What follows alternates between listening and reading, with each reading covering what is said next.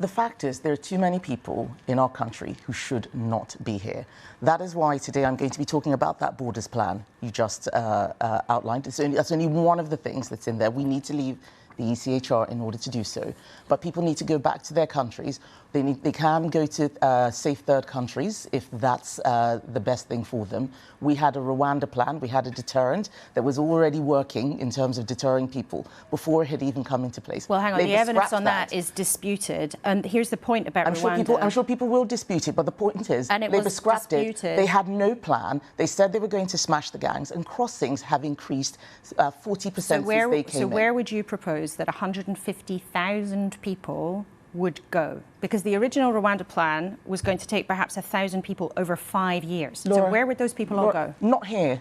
Not here. They do not belong here. They are committing crimes. They are hurting people. We have been trying to deport so many people and have been facing obstacles in the legal system. That's why we're leaving the ECHR. We tried to deport a Jamaican national who had committed crimes. Shabana Mahmood and Keir Starmer wrote a letter asking us not to deport him. He went on to kill someone else later. I'm tired of us asking all of these irrelevant questions about where should they go. They will go back to where they should do or another country, but they should not be here. We need to look after the people in our country. But it's not irrelevant to say where would they go. That's a fundamentally important question. The most relevant question is should they be here? If they should not be here, then they need to be removed. And once you have concluded the logical that, conclusion you of have what to you're saying, say where they would go. Laura, the logical conclusion of what you're saying is that let's just give up. Oh, it's just all too difficult. This is how we've got to this mess. We cannot have this attitude anymore. That is why we have come up with a credible plan. It's not going to be easy. It's a credible plan. But it is. Tell us credibly where they would go. I've answered that question. No, they will go back. Told us where they would go. They will go back to where they came from.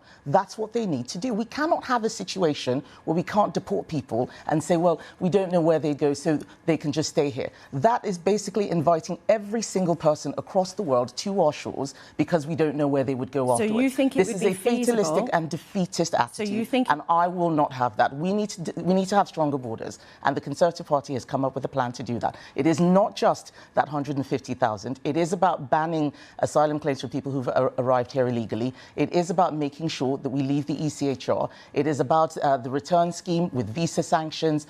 There's so much in there. The removals force will be funded by a lot of the money which comes from closing down asylum hotels. We need to make sure that we stop spending billions on people who should not be here and spend the billions on removing them from our country. And you clearly feel very, very passionately I do. that people who don't have a right to be here shouldn't be here. And that is a unifying message from nearly every mainstream politician these days. But you say you have a credible plan.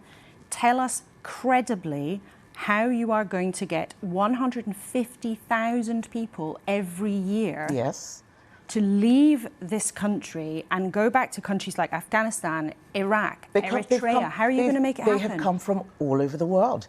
Voluntary returns do happen, but that is why we're having the removals force. We will be standing up a force that does not exist right now. And I told you where the money is coming from. That is how you do it.